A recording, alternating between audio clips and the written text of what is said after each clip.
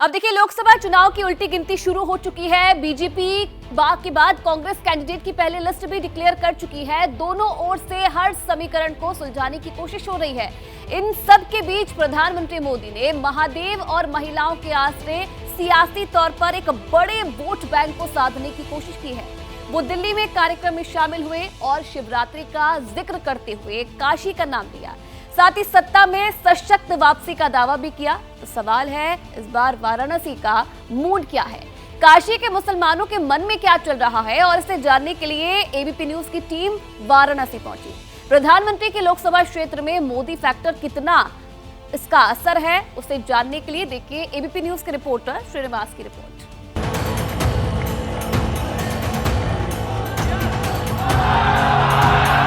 महादेव भगवान शिव भाषा, कला और क्रिएटिविटी के जनक माने गए।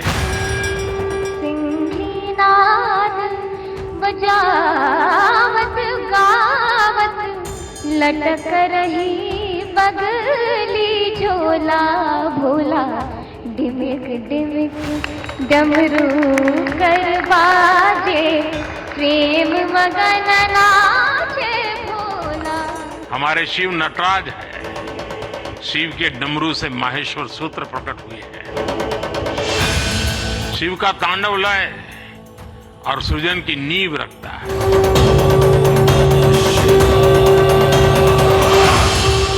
मैं आपको भी और देशवासियों को भी महाशिवरात्रि की बहुत बहुत शुभकामनाएं देता हूं।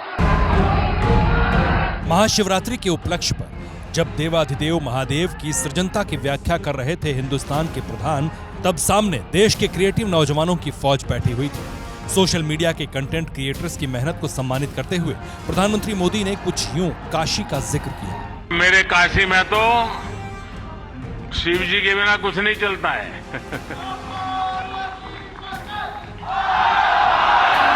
महादेव।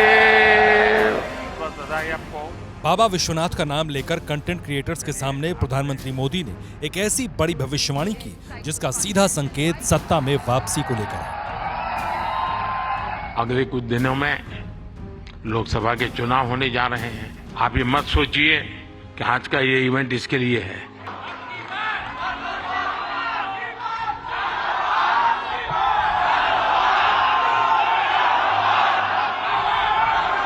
मैं आपको गारंटी देता हूं कि हो सका तो नेक्स्ट शिवरात्रि पर भी या तो डेट कोई और हो सकती है, या ऐसा कार्यक्रम मैं ही करूंगा। जब प्रधानमंत्री मोदी सत्ता में वापसी को लेकर इतना आश्वस्त, 18वीं लोकसभा में जब वो नई सियासी लकीर खींचने का दावा बार बार कर रहे हैं, तब खुद प्रधानमंत्री के क्षेत्र में लोगों का सियासी मिजाज क्या है, ये जानने के लिए एबीपी न्यूज की टीम पहुंची काशी।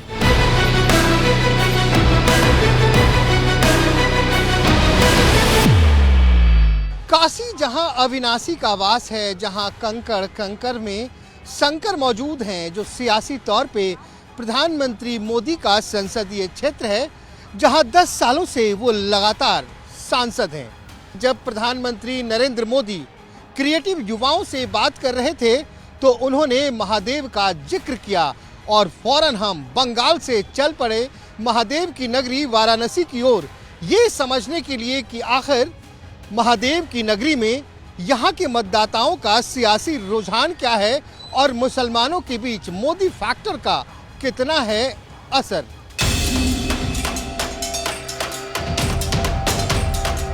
गंगा नदी के किनारे भगवान शिव के त्रिशूल पर बसा वो शहर है काशी, जिसे दुनिया के सबसे पुराने जीवित शहरों में से एक माना जाता है, जिसकी बुनियाद में धर्म है, आध्यात्म है, संस्कृति है, जिसकी सियासी पहचान में कमलापति त्रिपाठी भी है, मुरली मनोहर जोशी भी रहे और अब प्रधानमंत्री मोदी। वहां इस बार मुसलमानों का सियासी मिजाज क्या है, वो सुनिए जरा। इस वक्त हम वाराणसी के दाल मंडी इलाके में मौजूद हैं।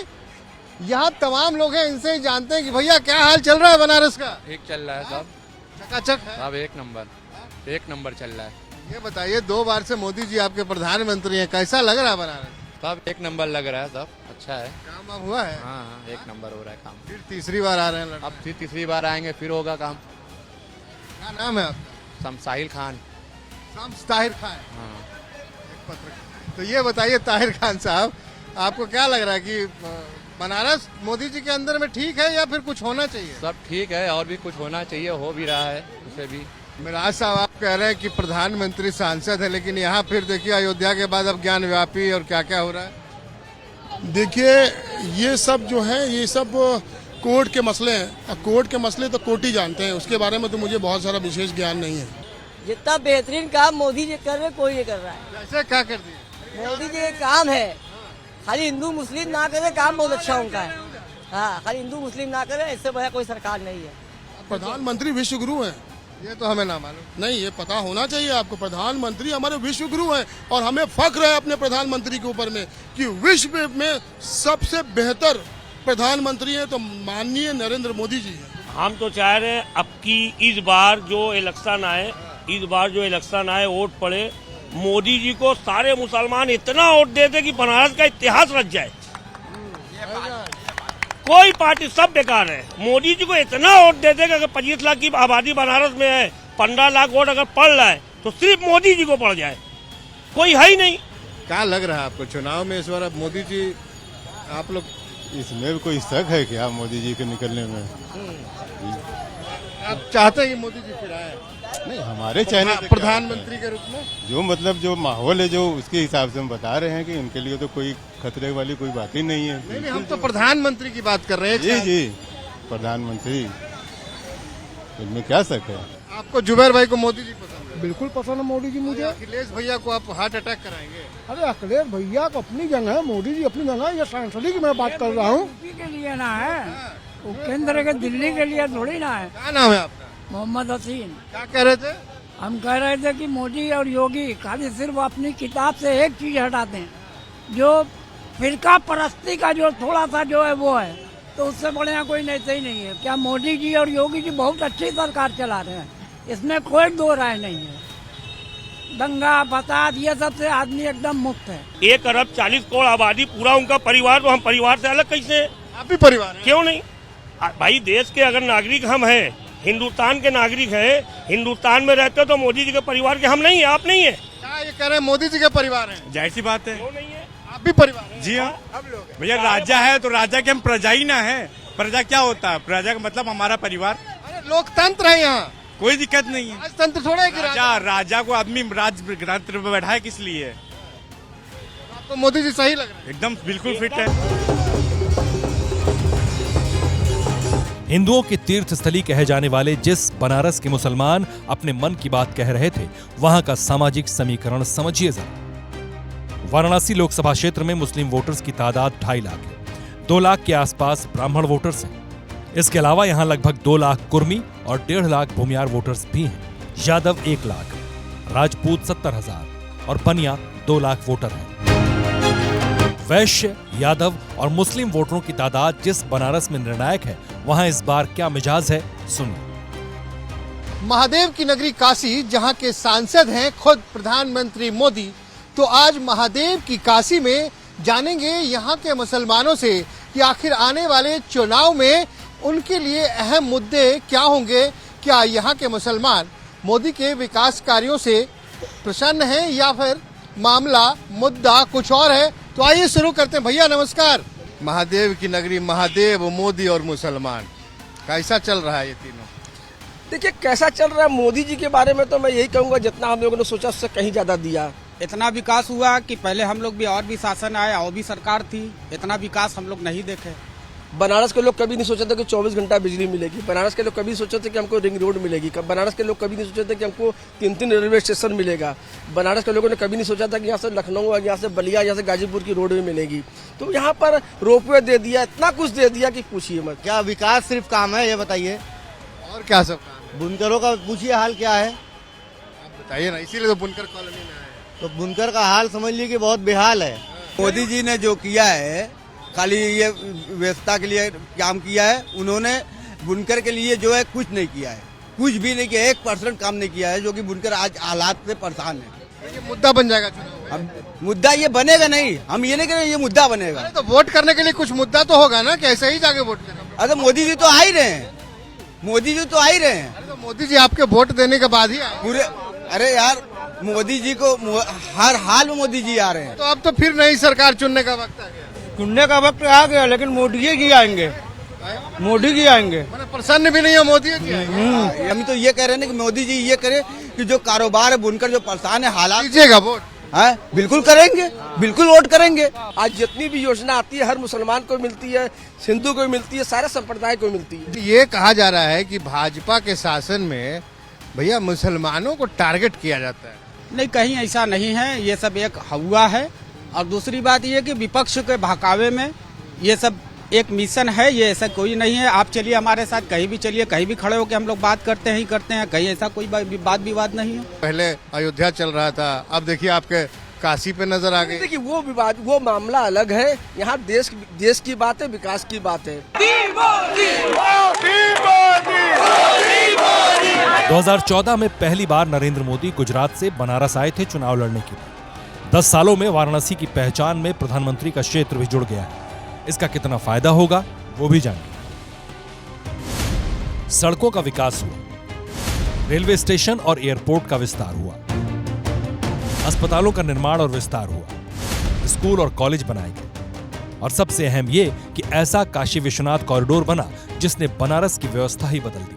सवाल है ये कितना बड़ा मुद्दा होगा वो भी सुना कि पूरे देश में हारून साहब लोग सांसद चुनता है, आप लोग प्रधानमंत्री चुन देते हैं सीधा।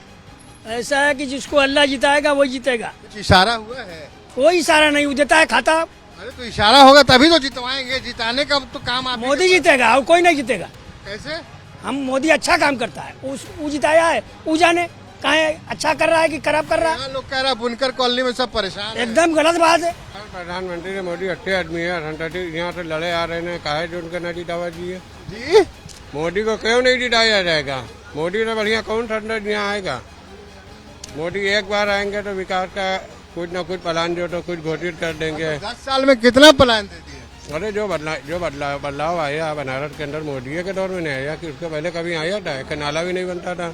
ये है कि लाइट तो 24 घंटा मिल रही है, ठीक है, लेकिन प्रोडक्शन हम लोग का जितना हो रहा है बिक नहीं रहा है। और क्यों नहीं बिक रहा? बिक ही नहीं रहा है, बाजारे नहीं है, कोई नीति नहीं है मोदी जी की कारोबार पे कोई नीति इनकी नहीं है। 5 साल 10 साल के अंदर हम लोग किसी मंत्री को नहीं देखे, उद्योग मंत्री कुछ कारोबार बुनकर के लिए बोले।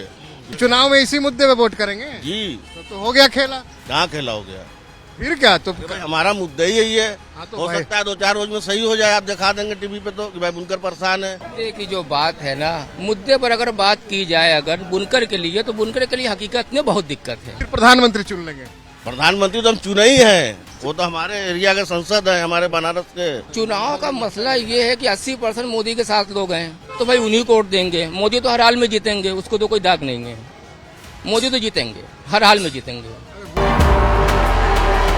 यही ताकत है मोदी की, लोगों का यही विश्वास प्रधानमंत्री मोदी का आत्मविश्वास है। इसलिए वो भारतीय लोकतंत्र के चुनावी बिसात पर नया रिकॉर्ड बनाने का दावा कर रहे हैं। सर मैं एक चीज कहना चाहूंगा, अपने अंकित भैया के साथ लास्ट ईयर स्वच्छ भारत दिन के दिन क्लीन अप किया था। ये मेरी भी एक इच्छा है कि कभी आपके साथ क्लीन अप कर पाऊं। वाह, थैंक यू। जरूर मौका मिलेगा। और हमारी हर प्रकार की सफाई में काम आ सकता है। इस चुनाव में भी सफाई होने वाली है।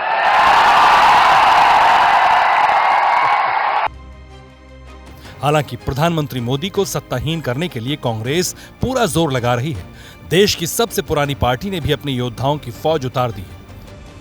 लिस्ट जो है एक मिश्रण है अनुभवी कांग्रेस के वरिष्ठ नेताओं की, युवाओं की, संगठन के अंदर जो एनएसयूआई यूथ कांग्रेस से निकल करके आए हैं उन लोगों की, और जमीन से जुड़े हुए नेताओं की।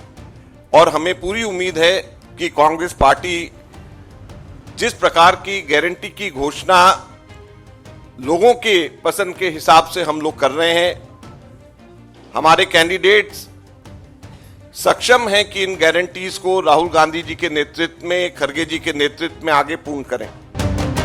वाराणसी में कांग्रेस आखिरी बार 2009 में जीती थी, लेकिन तब के कांग्रेसी सांसद भी अब भाजपाई हो चुके हैं। ऐसे में कांग्रेस की इन कोशिशों के बीच वाराणसी के लोगों के मन की बात बहुत साफ है।